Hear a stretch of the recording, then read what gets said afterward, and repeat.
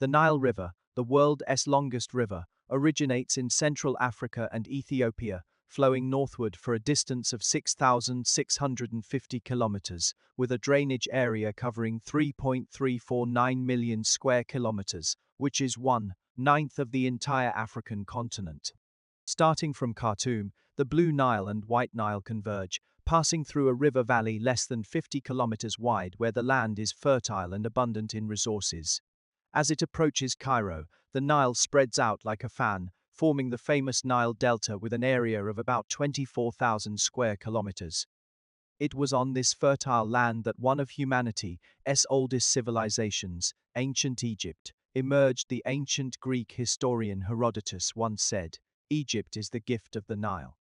Indeed, Egypt has a hot and dry climate with little rainfall, which would be extremely unfavorable for human survival. However, the seasonal flooding of the Nile deposits an incredibly fertile layer of soil here, creating conditions that are highly advantageous for agriculture.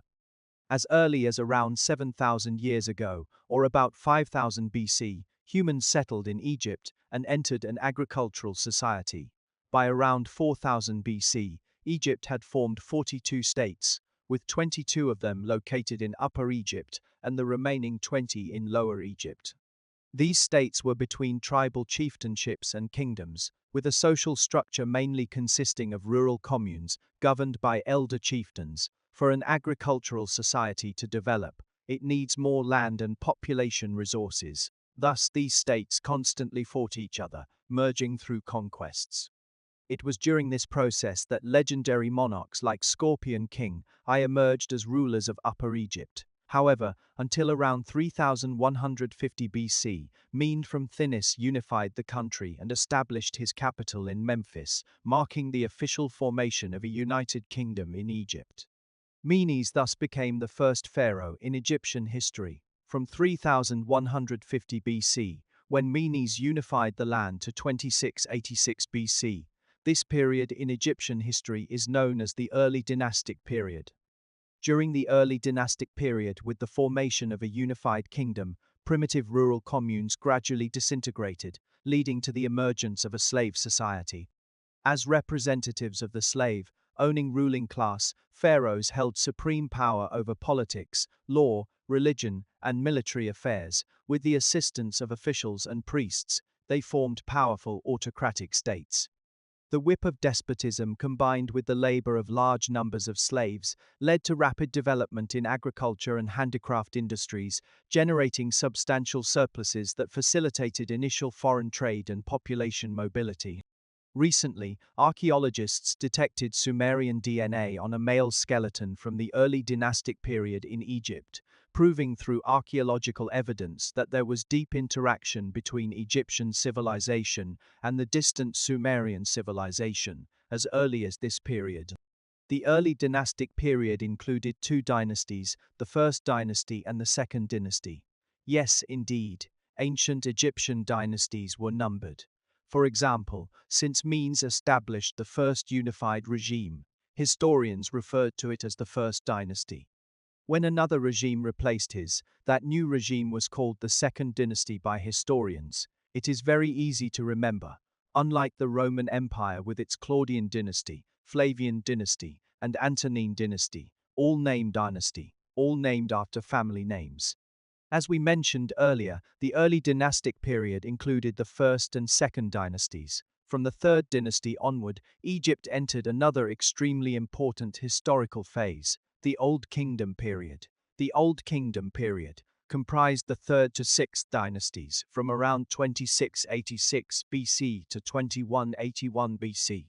Why was the Old Kingdom period so significant? Because of the pyramids. During this time, Egypt's power grew continuously, expanding westward into the Sinai Peninsula and southward into Nubia.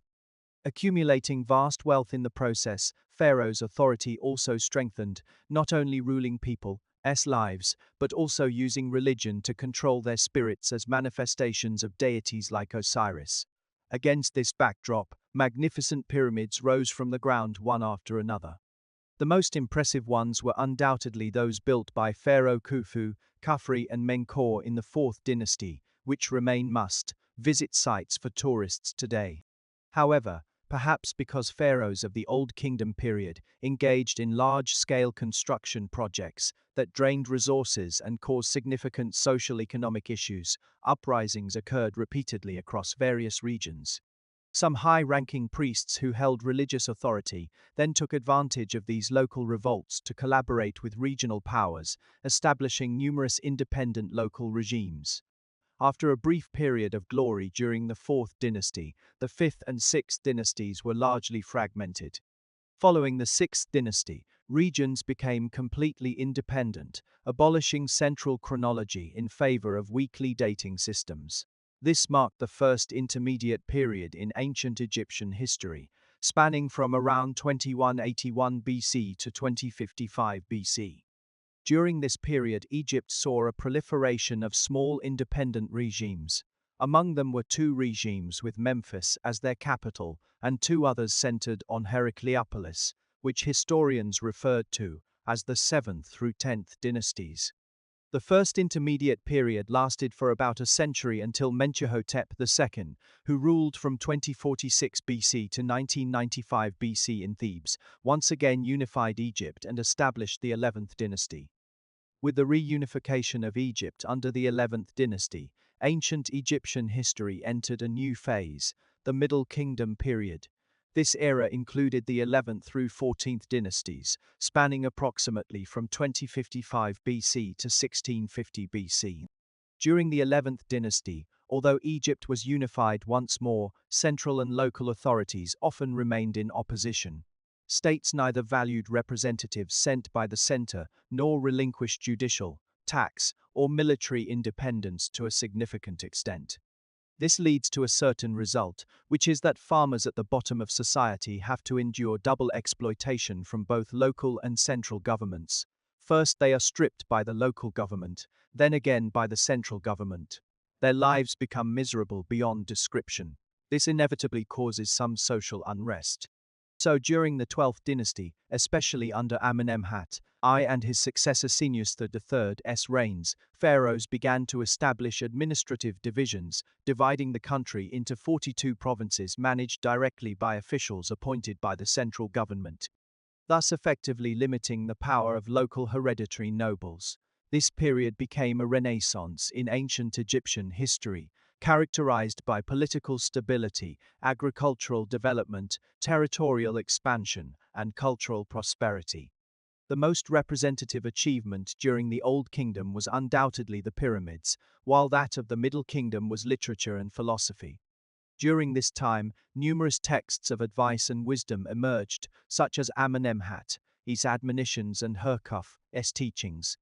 There were also literary works reflecting social realities like The Farmer and His Master, which tells a story about a poor farmer who, after being oppressed by nobles, persistently sought justice through courts and pharaohs, eventually meeting the pharaoh himself to gain redress.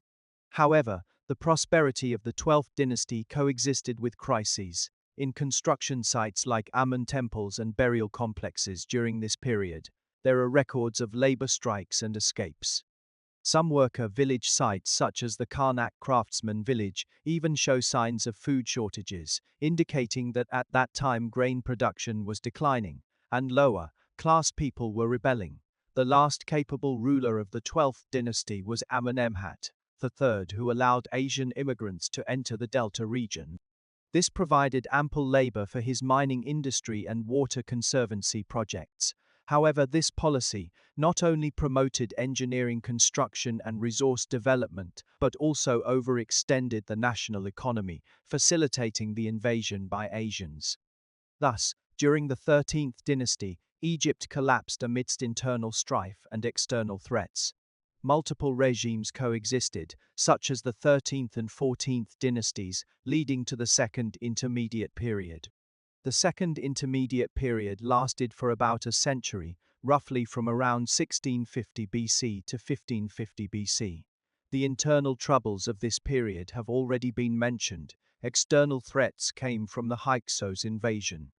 The Hyksos were a tribal confederation from Western Asia who took advantage of Egypt's decline at the end of the Middle Kingdom and invaded, occupying Avaris, and establishing two regimes there, labeled as the 16th and 17th dynasties. Collectively known as the Shepherd Kings, native Egyptian forces retreated to Thebes, becoming vassals to foreign rulers. It wasn't until early in the 16th century BC that King Kamose of Thebes actively united Egyptians, forming an army capable of challenging the Hyksos. After decades of war led by Kamose and his brother, Ahmose, the Hyksos were finally expelled from Egypt's history stage. Thus Egyptian history entered a new phase, the New Kingdom period. The New Kingdom period includes dynasties 18, 19, and 20, lasting roughly from around 1550 BC to 1077 BC for nearly 5 centuries. This era is undoubtedly worth extensive documentation, as it marks the peak of ancient Egyptian civilization. Today's Luxor Temple and Karnak Temple are both New Kingdom constructions. Famous pharaohs like Thutmose, who defeated powerful Hittites, Queen Hatshepsut, Tutankhamun with astonishing burial goods, Akhenaten with his otherworldly appearance, Nefertiti renowned for her beauty, Seti I known as the most handsome mummy in history, and Ramses II from Exodus are all from this period. Each of these pharaohs could be a subject for an entire episode. We often refer to ancient Egypt as kingdoms, but during the New Kingdom period, Egypt had already entered an imperial mode, expanding its territory through conquests. The economic prosperity of this era was closely tied to resources obtained through external invasions. From Thutmose I to Thutmose III in Dynasty 18, Egypt not only conquered Nubia, but also ventured into Western Asia beyond the Third Cataract, reaching Syria, Palestine, and even parts of Mesopotamia. However, due to his unique experience as a monk at Amun Temple, after being forced there by Queen Hatshepsut, Thutmose III established close ties with the temple upon regaining power. This led to the expansion of the Amun priestly group, which began to challenge Pharaoh's authority. Thus, Amenhotep IV initiated religious reforms, replacing Amun with Aten as the sole permissible sun god for national worship, and changed his name to Akhenaten, meaning Aten's light, even building a new capital city called Akhetaten. However, after Akhenaten's death, his reforms were quickly abolished. His young son Tutankhamun was forced into compromise with priests, returning the capital to Thebes. After Tutankhamun's death, Horemheb seized power and established Dynasty 19 with priestly support, making it difficult for pharaohs to wield absolute authority thereafter. Even Ramses II, known as the Great, could not entirely escape control by Amun priests, despite his long reign of 67 years and numerous foreign wars that exhausted the people's blood and sweat. According to the Harris Papyrus, Amun Temple in Thebes owned 1/10 of Egypt's land, 420,000 livestock, and 68,500 slaves, operating Nubian gold mines as well. Wealth even exceeded that of the pharaohs.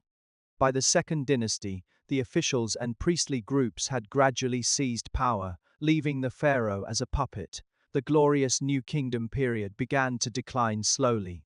In the 12th century BC, Syria and other regions launched anti-Egyptian activities one after another. Mediterranean residents combined with Libyans to continuously attack the Nile Delta. Egypt's regime was on shaky ground. In 1085 BC, during the reign of Pharaoh Ramesses II, the high priest Herihor even declared himself king directly. Thus, Egypt split once again amid internal and external troubles, entering the Third Intermediate Period. As they say, the higher you stand, the harder you fall. Since the New Kingdom period was the peak time in ancient Egyptian history, the Third Intermediate Period became the most severe period after the end of the New Kingdom. The First and Second Intermediate Periods only lasted for about a century each, while the Third Intermediate Period started from 1077 BC when the last pharaoh of the 20th dynasty died, lasting until 664 BC, spanning over 400 years. During this time, 5 local regimes emerged: the 21st, 22nd, 23rd, 24th, and 25th dynasties.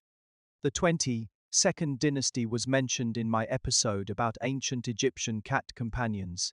Its capital was located in Bubastis, the center of worship for the cat goddess Bastet, making it a peak era for cat worship in ancient Egypt.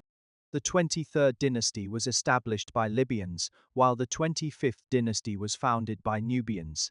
Later on, the Assyrian Empire expanded its influence into Egypt, occupying Memphis and plundering the Amun temple. However, the Assyrians did not plan to occupy Egypt for a long time but instead used Prince Psamtik of Sakowes to maintain control over Lower Egypt. Those who have watched my episode about the two nuclear civilization know that at this point, the Assyrian Empire had become a powerhouse and was facing resistance from Babylonians, Medes, Persians, and other ethnic groups. After Psamtik died, his son Psamtik I immediately used Greek mercenaries to expel the Assyrians, leading to an expansion of Greek influence in Egypt. Free from Assyrian rule, Psamtik I established the 26th dynasty in northern Egypt. However, during the 120-year reign of the 26th dynasty, they never unified all of Egypt, so many history books include this dynasty within the third intermediate period. The pharaohs of the 26th dynasty continuously worked to maintain Egypt's independence and allied with Lydia, Babylon, and Sparta against the rapidly rising Persian Empire.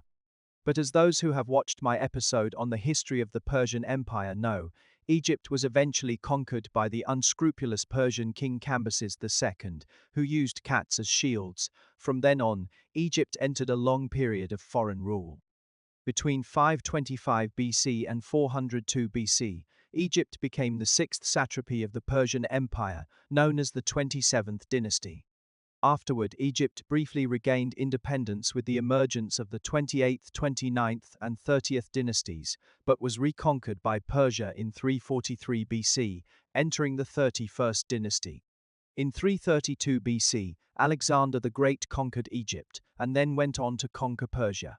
After his death, his generals divided the empire through the wars of the Diadochi. Ptolemy received Egypt, leading to Greek rule over Egypt, once again known as the Ptolemaic dynasty.